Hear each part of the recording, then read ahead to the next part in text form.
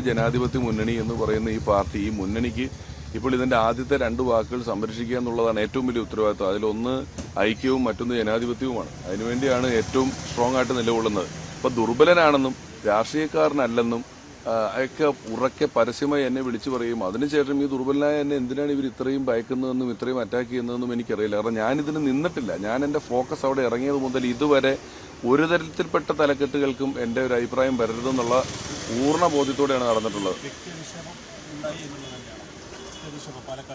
എന്നല്ലേ അത് നിശബ്ദ പ്രചാരണത്തിന്റെ ദിവസം എതിർ സ്ഥാനാർത്ഥിയെ പറ്റി ഇങ്ങനെ ഒരു കാര്യം പറയുക എന്ന് പറയുന്നത് അത് തന്നെയല്ലേ? അത്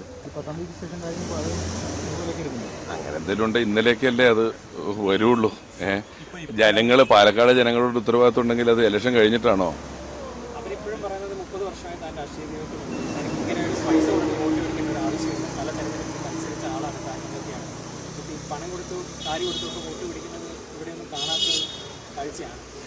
അത് കാണാത്ത കാഴ്ചയാണെന്നുള്ളൂ, കണ്ടു എന്നുള്ളൂ. ഇപ്പം അത്രേ ഉള്ളൂ.